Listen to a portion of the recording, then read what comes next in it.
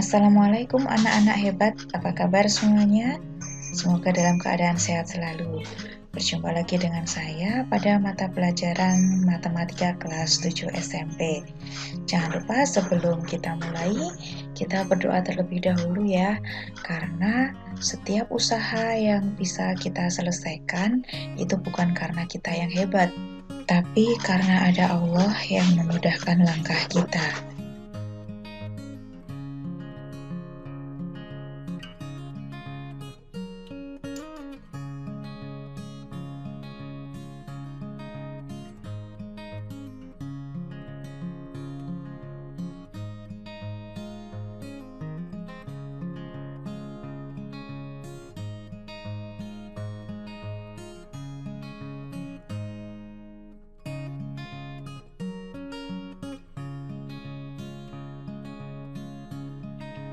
Anak-anakku, di kelas 9 nanti kalian akan belajar lebih lengkap tentang bilangan berpangkat.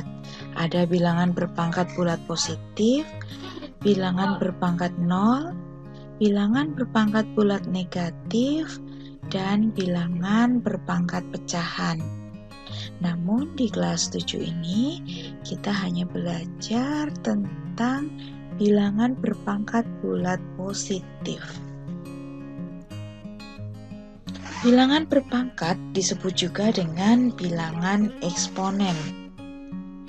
Salah satu alasan penggunaannya adalah untuk menyederhanakan bilangan desimal yang memuat angka relatif banyak. Sebagai contoh, kalau kita menuliskan 1 juta, angka yang digunakan relatif banyak ya. Namun dengan adanya bilangan berpangkat, kita bisa menuliskannya dengan 10 pangkat 6. Jadi lebih sederhana. Secara umum, bilangan berpangkat bulat positif dinyatakan dengan A pangkat B, dengan A dan B adalah bilangan bulat. A disebut basis atau pokok, sedangkan B disebut eksponen atau pangkat.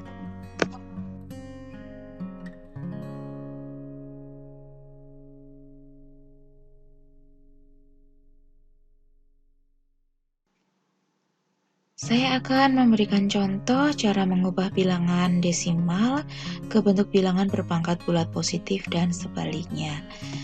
Bentuk yang pertama, jika kita akan menyatakan bilangan berpangkat bulat positif menjadi bilangan desimal, langkah-langkahnya adalah yang pertama, ubahlah ke dalam bentuk perkalian. Kemudian yang kedua, tentukan hasil kalinya. Contoh, 2 pangkat 3 kali 5 pangkat 2. 2 pangkat 3 artinya 2 dikalikan berulang sebanyak 3 kali. Dan 5 pangkat 2 artinya 5 dikalikan berulang sebanyak 2 kali. Seperti ini jika kita tuliskan dalam bentuk perkalian.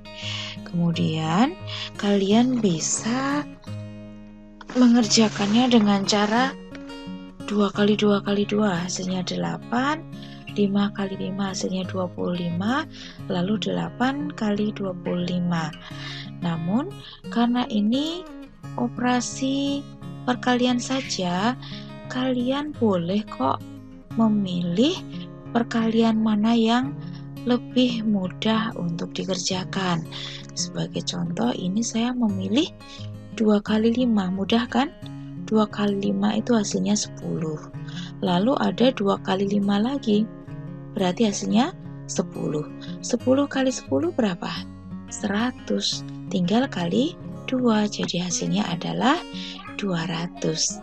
Lebih mudah kan ya? Yang kedua, untuk menyatakan bilangan desimal menjadi bilangan berpangkat, langkah-langkahnya adalah yang pertama, tentukan faktor-faktornya, kemudian tulislah bentuk bilangan berpangkatnya. Sebagai contoh, kita akan menyatakan bilangan 30.375 ke bentuk bilangan berpangkat. Masih ingat faktorisasi prima ya? Itu adalah bentuk yang paling mudah kita gunakan untuk mengerjakan ini. Dari bilangan prima yang paling kecil, yaitu 2. Apakah 2 habis membagi bilangan tersebut? Ternyata tidak. Kalau tidak, maka kita naik ke bilangan yang lebih besar, yaitu 3. 30.375 dibagi 3 hasilnya 10.125. Kemudian dibagi 3 lagi hasilnya 3.375. Dibagi 3 lagi menjadi 1.125. Dibagi 3 menjadi 375. Dibagi 3 lagi hasilnya 125. Setelah ini 125 tidak habis dibagi 3, maka kita ke bilangan yang lebih besar, yaitu 5. 125 dibagi 5 hasilnya 25, kemudian 25 dibagi 5 hasilnya adalah 5. Nah, untuk menyatakannya menjadi bilangan berpangkat, kita hitung ada berapa faktornya. Bilangan 3 di sini ada 1, 2, 3, 4, 5. Berarti 3 pangkat 5. Sedangkan 5 ada 1, 2, 3. Berarti kita tuliskan 5 pangkat 3. Jadi 30.375 jika dinyatakan dalam bilangan berpangkat menjadi 3 pangkat 5 kali 5 pangkat 3. Berikutnya saya akan memberikan contoh cara mengurutkan bilangan berpangkat. Urutkan bilangan 3 pangkat 4, 2 pangkat 5, 4 pangkat 3, 5 pangkat 2 dari yang terkecil ke yang terbesar. Untuk menjawabnya, langkah pertama adalah kita tentukan terlebih dahulu bentuk desimal dari bilangan berpangkat ini. Dari yang pertama 3 pangkat 4, 3-nya dikalikan berulang sebanyak 4 kali, hasilnya 81. 2 pangkat 5, 2 dikalikan berulang sebanyak 5 kali, menghasilkan 32. 4 pangkat 3, artinya 4-nya dikalikan berulang sebanyak 3 kali, sehingga diperoleh 64. Dan yang terakhir, 5 pangkat 2, artinya 5 kali 5, menghasilkan 25. Nah, karena bilangan desimalnya sudah diketahui, maka kita dengan mudah bisa melihat urutan dari yang terkecil ke yang terbesar. Yang terkecil adalah 25, kemudian 32, kemudian 64, dan terakhir 81. Tentu saja saat kita menuliskan hasilnya, bukan bilangan desimal ini yang kita tuliskan, namun bilangan berpangkatnya.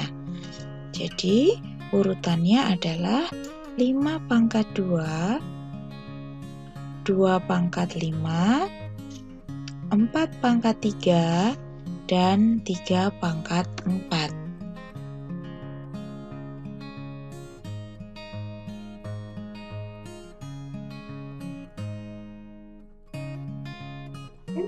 Materi berikutnya yaitu bilangan pecahan. Agar kalian lebih paham tentang bilangan pecahan, silahkan simak baik-baik ilustrasi berikut ini. Ilustrasi yang pertama, ada sebuah persegi panjang yang dibagi menjadi 4 bagian yang sama besar. Dari 4 bagian yang sama besar itu, salah satunya diberi warna biru. Maka, yang diberi warna biru ini menunjukkan pecahan 1/4. 1 bagian yang diwarnai dari 4 bagian yang sama persis. Ilustrasi kedua, ada sebuah bangun persegi panjang yang dibagi menjadi 12 bagian yang sama besar. Dari 12 bagian yang sama besar ini, ada 5 bagian yang diberi warna biru. Maka ini menunjukkan pecahan 5/12.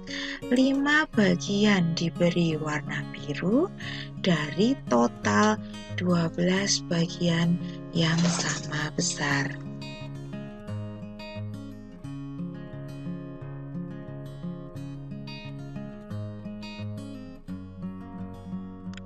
Untuk memahami tentang pecahan senilai, perhatikan gambar berikut. Di sini ada gambar 2 buah persegi panjang yang sama ukurannya. Persegi panjang yang sebelah kiri dibagi menjadi 2 bagian yang sama besar dengan salah satu bagian diberi warna kuning. Sedangkan persegi panjang yang di sebelah kanan dibagi menjadi 4 bagian yang sama besar dan diambil 2 bagian yang diberi warna kuning. Perhatikan bagian yang diberi warna kuning. Jika kita lihat, ukurannya sama persis.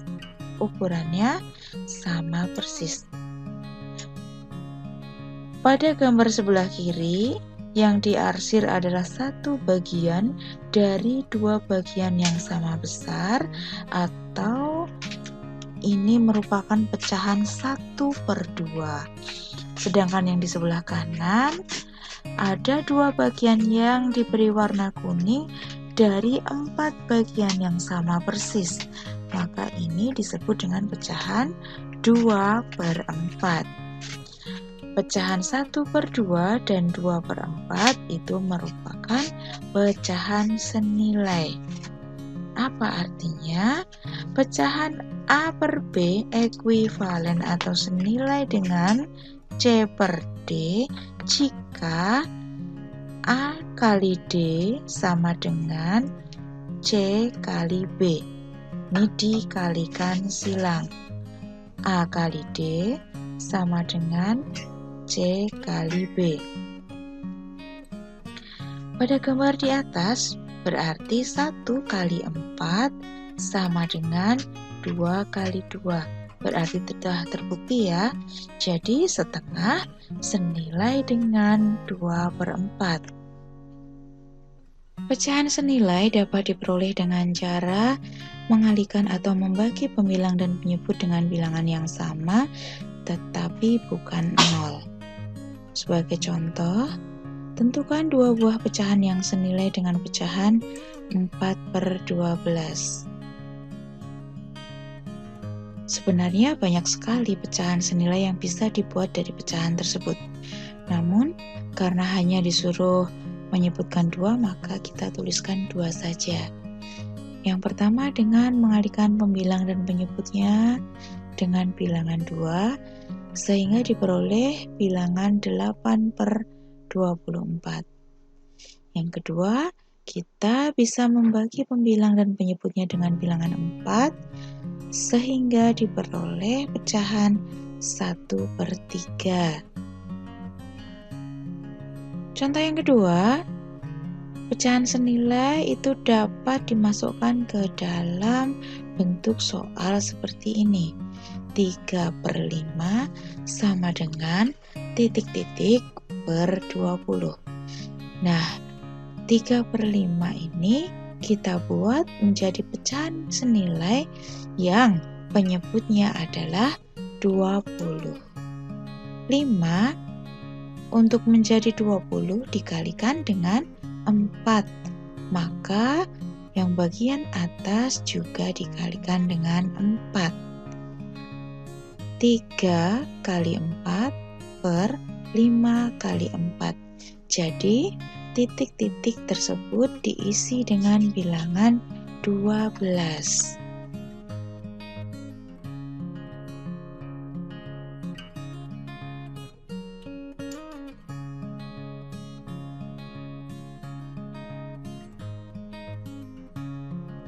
Suatu pecahan dikatakan sebagai bentuk paling sederhana jika pembilang dan penyebutnya hanya mempunyai satu faktor yang sama, yaitu 1.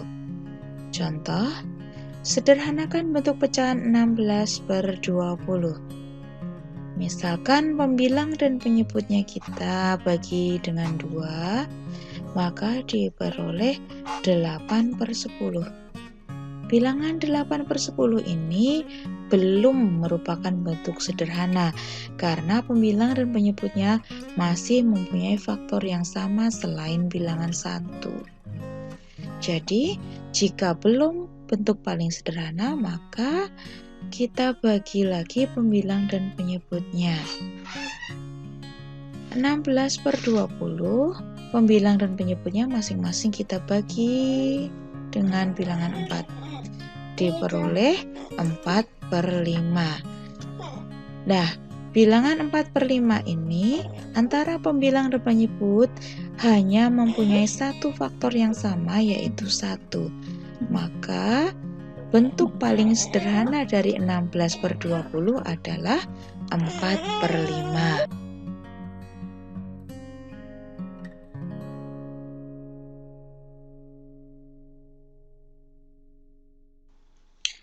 Pecahan dibagi menjadi beberapa jenis. Yang pertama adalah pecahan biasa. Nah, pada pecahan biasa ini dibagi lagi menjadi 2 pengelompokan. Pertama disebut pecahan murni, kedua pecahan tidak murni. Yang disebut pecahan murni jika nilai pembilangnya lebih kecil daripada penyebut. Sedangkan untuk pecahan yang tidak murni, nilai pembilangnya lebih besar daripada nilai penyebutnya. Jenis yang kedua yaitu pecahan campuran. Pecahan campuran ini terdiri dari bagian bilangan bulat dan ada pecahan murni. Maka itulah disebut dengan pecahan campuran. Yang ketiga, bilangan pecahan desimal. Ini cirinya adalah menggunakan tanda koma. Keempat, persen atau per 100. Ini dibuat dengan cara menjadikan pecahan biasanya menjadi per 100 terlebih dahulu, kemudian diubah ke simbol persen. Terakhir yang kelima yaitu per mil atau per 1000. Pada per mil, caranya adalah pada pecahan biasa dibuat menjadi penyebutnya 1000, baru kemudian kita tuliskan dengan lambang per mil.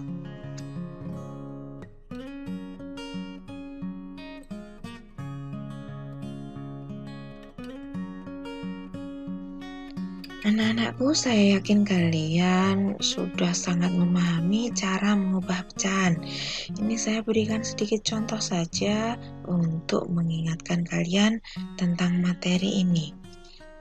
Contoh yang pertama, pecahan 3/4. Pecahan 3/4 ini jika kita ubah menjadi pecahan desimal, ada 2 cara.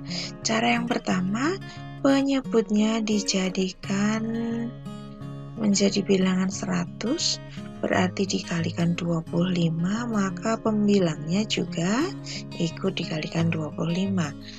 75/100 sama dengan 0,75. Cara yang kedua, bisa kalian langsung menggunakan pembagian bersusun. Nanti akan langsung ketemu dengan bilangan pecahan desimal. B, jika dijadikan ke bentuk persen, langkahnya juga ada 2, seperti tadi dijadikan per 100 terlebih dahulu, baru ditulis persennya, atau 3/4 langsung kali 100%, sehingga ketemu 75%. C, kalau kita jadikan ke bentuk per mil, langkahnya juga ada 2 yang bisa kamu pilih.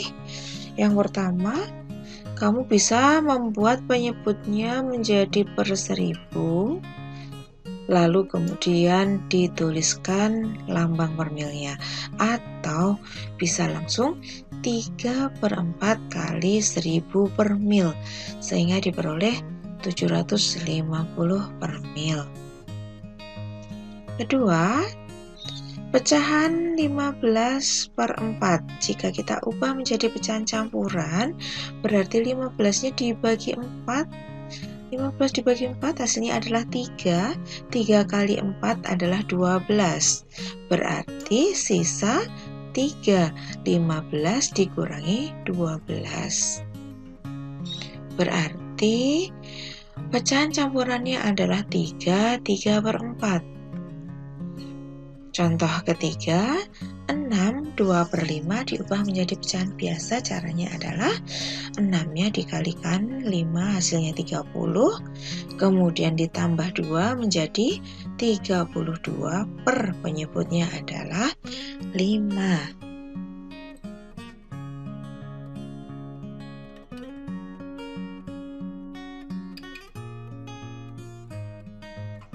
Membandingkan dua bilangan pecahan. Jika dua pecahan yang akan dibandingkan itu mempunyai jenis yang sama, misal keduanya merupakan bilangan desimal, keduanya merupakan bilangan persen, atau keduanya bilangan per mil, maka dua pecahan itu bisa langsung dibandingkan saja. Untuk jenis pecahan biasa, kalau penyebutnya sama, maka kedua pecahan juga dapat langsung dibandingkan dengan melihat pembilangnya. Namun, jika pada pecahan biasa itu penyebutnya belum sama, maka langkah pertama kita harus mengubah ke bentuk pecahan senilai dengan penyebut yang sama. Contoh, tentukan bilangan mana yang lebih besar antara 3/4 dan 2/3. Jika kita melihat penyebutnya, di sini ada 4 dan 3, maka KPK-nya adalah 12.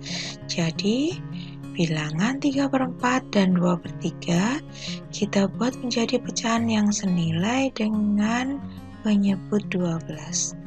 Seperti ini ya, 3/4, pembilang dan penyebutnya dikalikan 3, sehingga menghasilkan 9/12. Kemudian 2/3, pembilang dan penyebutnya kita kalikan dengan 4, sehingga menghasilkan 8/12. Karena penyebutnya sudah sama yaitu 12, maka pembilangnya tinggal dibandingkan, yaitu 9 dan 8. Ternyata 9 lebih besar daripada 8. Jadi bisa kita simpulkan bilangan yang lebih besar adalah 3/4. Cara seperti ini bisa kita gunakan kalau soalnya berupa soal uraian. Nah, ada cara lain mengerjakan soal ini jika soalnya berupa pilihan ganda. Tentukan bilangan mana yang lebih besar antara 3/4 dan 2/3. Kita tulis terlebih dahulu bilangannya, kemudian kita kalikan silang. Yang atas dengan yang bawah. 3 kali 3 hasilnya 9. Kemudian yang satunya bawah kali atas. 4 kali 2. Hasilnya adalah 8. Langsung kita bandingkan mana yang lebih besar antara 9 dan 8. Ternyata lebih besar yang 9. Jadi, bilangan yang lebih besar adalah 3/4. Bagaimana? Lebih mudah ya? Cara ini bisa kalian gunakan ketika soalnya berupa pilihan ganda. Untuk mengurutkan pecahan, jenis soalnya bisa jadi seperti ini ya. Urutkan pecahan berikut dari yang terbesar hingga yang terkecil. Nah, kalau kita melihat di sini ada 3 jenis pecahan. Maka langkah pertama adalah ketiga pecahan ini diubah ke salah satu jenis saja. Bisa ke bentuk pecahan biasa, bisa ke persen, atau bisa ke pecahan desimal. Pada umumnya untuk mengerjakan soal seperti ini siswa lebih suka mengubah ke bentuk desimal karena pada pecahan biasanya bisa langsung menggunakan pembagian bersusun sehingga mempercepat langkahnya. Untuk contoh ini kita akan ubah ke bentuk persen saja. 4/5 diubah menjadi persen dengan cara dikalikan dengan 100% dan diperoleh 80%. 70% sudah dalam bentuk persen. Sekarang 0,85 kalau dinyatakan persen menjadi 85%. Oke, semua sudah dalam bentuk atau jenis pecahan yang sama. Karena yang diminta di soal adalah urutan dari yang terbesar hingga terkecil, maka yang kita lihat yang paling besar dulu. Ada 85, kemudian ada 80, dan terakhir 70. Maka urutannya adalah 0,85, 4/5, kemudian yang terakhir 70.